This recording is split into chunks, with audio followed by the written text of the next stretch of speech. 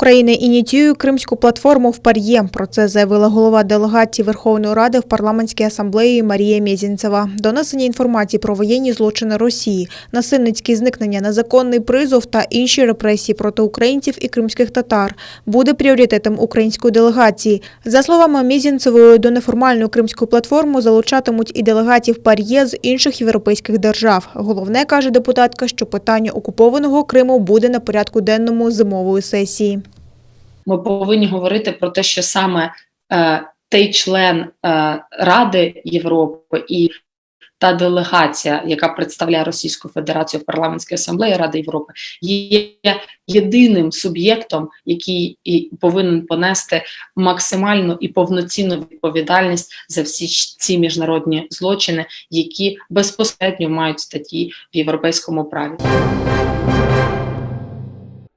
Міністерство з питань реінтеграції тимчасово окупованих територій України розробило концепцію розвитку кримсько-татарської мови до 2032 року. Її мають оприлюднити протягом тижня. У міністерстві вважають це кроком до відновлення територіальної цілісності та суверенітету України. Робота над концепцією розпочалася на початку вересня минулого року. Відбулися перемовини з Меджлісом. Цей документ буде подано на розгляд Кабінету міністрів наступного тижня. Це стратегічний напрям для держави і основні засади в тому, щоб зафіксувати проблемний стан, який є зараз, також зафіксувати основні орієнтири, тобто це повинен бути весь комплекс питань щодо розвитку та популяризації кримськотатарської мови, як мови одного з корінних народів України. Раніше Мінреінтеграції України звернулося до корпорації Google з проханням включити кримсько-татарську мову в сервіс Google Translate, а також до платформи з вивчення іноземних мов Duolingo з пропозицією запустити курс з кримсько-татарської мови на базі їх сервісу. За словами заступника міністра Снавіра Сейтхалілєва, для того, щоб включити мову у перекладач, необхідно опрацювати велику кількість текстів цією мовою. Зараз ми чекаємо відповідь і зі свого боку також ми знаємо, що є активна молодь кримськотатарська, які займаються також підготовкою масиву текстів, тому що звернення в Google це йшлося щодо створення такого ком'юніті, тобто краудсорсингової платформи, яка буде напрацьовувати масив текстів. Бомба з уповільненою дією. 30 років тому, 20 січня 1991 року, відбувся кримський референдум про державний і правовий статус півострову. У бюлетені було одне питання – ви за відтворення Кримської автономної радянської соціалістичної республіки як суб'єкта Союзу РСР та учасника союзного договору. Так на це питання відповіли 93% голосувавших. Але цей референдум бойкотували кримські татари. У 1991 році процес повернення на батьківщину тільки розпочався, і вони були проти ігнорування права корінного народу на самовизначення на своїй землі і визначення статусу Криму голосуванням тих, хто оселився на півострові після депортації кримсько-татарського народу без участі кримців, які ще перебували у вигнанні. Але у Кремлі квапили з референдумом, бо вбачали у цьому можливість утримати всю Україну під своїм контролем.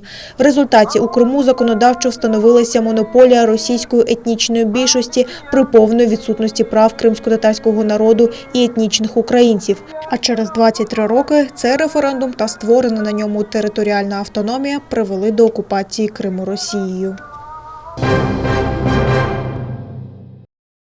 Двоголовий золотий орел на воротах, покої, сауни, басейни, аквадискотека, перукарня, зимовий сад, музична вітальня та навіть свій театр, кальянна і казино. І це тільки частина того, що є в палаці володаря Кремля Владимира Путіна. Російський опозиціонер Олексій Навальний опублікував 2-годинний фільм про розкішний палац, який, за його словами, належить президенту Росії. У розслідуванні представлений план самого палацу та прилеглих до нього територій. Відвідувачам будинку під Геленджиком площею 17,5 тисяч квадратних метрів строго заборонено проносити з собою навіть простенькі мобільні телефони з камерою. Автомобілі, які в'їжджають на територію, оглядають на кількох КПП. Навальний опублікував і фотографії меблів, серед яких виділяється диван вартістю 2 мільйона рублів та стіл за 4 мільйона рублів. Площа самого палацового комплексу складає 68 гектарів, однак 7 тисяч гектарів землі навколо палацу, а це за площею 39 королівств Монако, знаходиться у відомстві ФСБ і є закритою територією, йдеться в розслідуванні. Окрім палацу, на закритій території є підземний льодовий палац, чайний будинок, церква, оранжерея на 2,5 тисячі квадратних метрів, 80-метровий міст і амфітеатр. Через те, що палац розташований на крутому березі, для виходу до моря був проритий спеціальний тунель, в кінці якого є дегустаційна кімната з видом на море. Поруч з палацом розташовано 2 винних заводи зі своїми виноградниками. За даними Фонду боротьби з корупцією, вартість будівництва, яке триває 15 років, складає $1 мільярд. Найдорожчий хабар в історії Росії фінансують друзі Путіна, використовуючи схеми відмивання бюджетних коштів. Для меня это очень важно. Я уже говорил, что без этого работать невозможно. У ті хвилини Джо Байден вступає на посаду 46-го президента Сполучених Штатів. Традиційно подружжя обраних президента та віце-президента мали зустріти подружжя чинних керманичів держави на порозі Білого дому. Але Дональд Трамп відмовився брати участь в заходах і супроводжувати обраного президента Байдена в кортежі, оскільки так і не визнав його перемоги. Натомість залишив офіційну резиденцію ще вранці. Йому допомогли спакувати та донести речі до державного гелікоптера. На шляху до Флориди він виступив перед своїми прихильниками. Ті зустріли його аплодисментами та вигуками подяки. 45-й президент подякував всім за 4 роки на чолі Сполучених Штатів та пообіцяв повернутися. Ми так багато зробили, і я вдячний всім великим людям Вашингтона, всім, з ким ми працювали, щоб зробити це диво. Всього найкращого, гарного життя і скоро побачимось. Дякую вам. До Капітолія подружжя Байденів супроводив віце-президент Майк Пенс з дружиною. На західних сходах їх чекали конгресмени та сенатори, а голова Верховного суду, відповідно до Конституції, невдовзі приведе до присяги обраного президента Байдена. Поклавши руку на святе письмо, він поклянеться захищати Конституцію та виступить з промовою про свої пріоритети у внутрішній та зовнішній політиці.